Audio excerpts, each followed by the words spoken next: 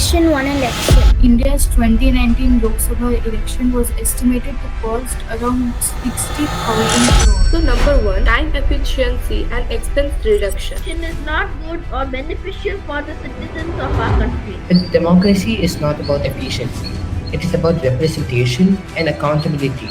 And it's about ensuring that all our voices are heard. India is already using technology to create such huge secure banking systems. One nation, one election for the motion. The idea of one nation, one election means having simultaneous elections for the Lok Sabha and all the state assemblies. One nation, one election would bring about great certainty. Frequent elections create an environment of uncertainty and these can affect policy changes. One nation, one election prevents policy paralysis and enhances focus on governance. Synchronizing elections would result in higher economic stability and growth. Implementing one nation, one election would result in optimized use of scarce resources. One nation, one election would avoid duplication of efforts and save time and energy of politic workers. India, the topic one nation, one election has gained a lot of attention from the public as well as the government. So one nation, one election is a proposal under consideration by the government of India to synchronize all elections in the country, either on a single day or within a specific time frame. Now, what are the benefits of the number 1?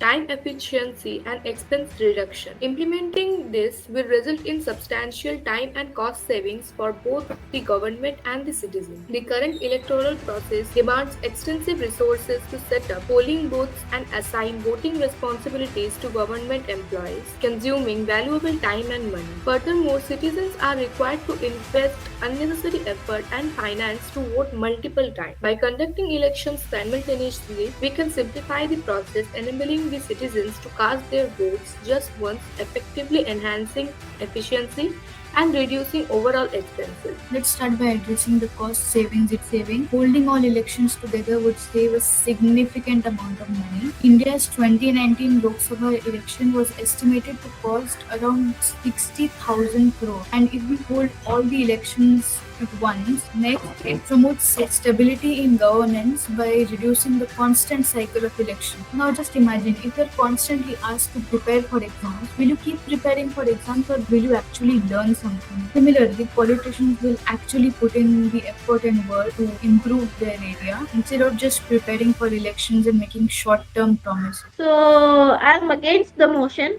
And in my opinion, the idea of one nation, one election is not good or beneficial for the citizens of our country. I would like to validate my point. If all the elections will be on one day or simultaneously, then the power of democracy will be compromised. All the states have different issues, and it's not possible to solve all the issues with one mindset. We have elections almost every year in different states, which gives power to the citizen to give their vote on how the past government performed and what are their expectations from the future government. Good morning, everyone. So, India is a country of many voices, many identities, and many struggles, right? So, every election is an opportunity for citizens to make their voices heard. But today, we face a proposal about one election, one nation thing, which threatens the whole system. It's about holding Lok Sabha elections and state elections at the same time. The four people agree that this will save time,